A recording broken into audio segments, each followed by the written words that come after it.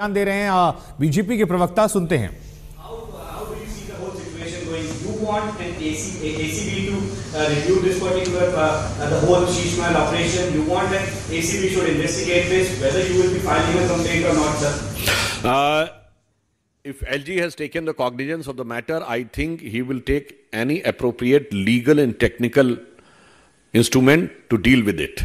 And as far as the government agencies is concerned, they will also deal the matter as it is required by considering all the technicalities and the legalities. But since we are the political party, so we want to ask, as a representative of political party, a political and moral answer from Aam Aadmi Party.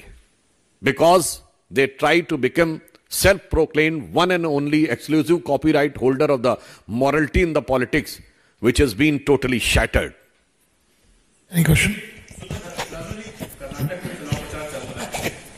36 kilometre लंबी road show करने वाले की कांग्रेस सरकार ने BJP हताश इसलिए प्रधानमंत्री सड़कों पर उतरना।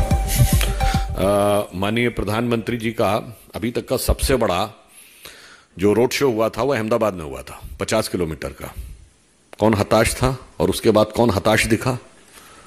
तो मुझे लगता है कि कांग्रेस को कोई टिप्पणी करने से पहले इस बात पर विचार कर लेना चाहिए, क्योंकि जनता का इस प्रकार का भाव है, सम्मान और स्नेह का प्रधानमंत्री जी के प्रति, इसलिए रोड शो करने की आवश्यकता अधिक होती है और हमारे अन्य नेताओं को भी, ताकि अधिक से अधिक जनता के साथ संवाद और अधिक से अधिक जनता के साथ संपर्क किया जा सके और वह संपर्क निकट से हो सके।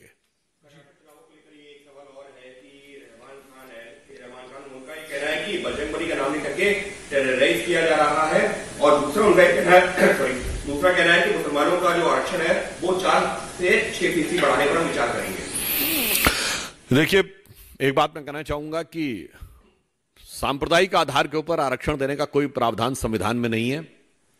इस तरह की बात करना असंवैधानिकता है और एक नहीं अनेक बार, एक नहीं अनेक राज्यों के उच्च न्यायालय के द्वारा यह खारिज किया जा चुका है।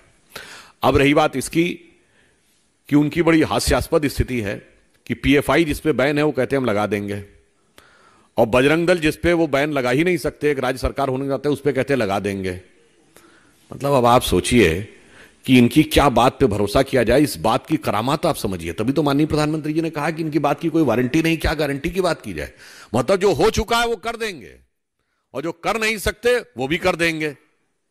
इसीलिए मैंने पुनः रिपीट कर रहा हूं, इसीलिए ये सारे दल क्राइसिस ऑफ क्रेडिबिलिटी के प्रतीक हैं।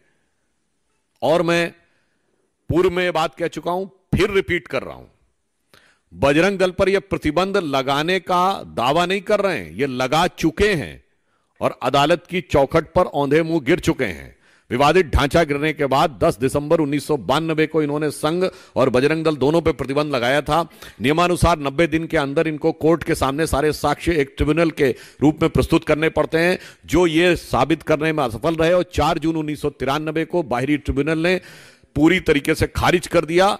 संघ और बजरंग दल दोनों को आरोप से मुक्त कर दिया और 18 जून की रिपोर्ट पढ़ी है बाहरी ट्रिब्यूनल की, पेज नंबर 71 पे क्लियर कट लिखा कोई एविडेंस ही नहीं था सरकार के पास।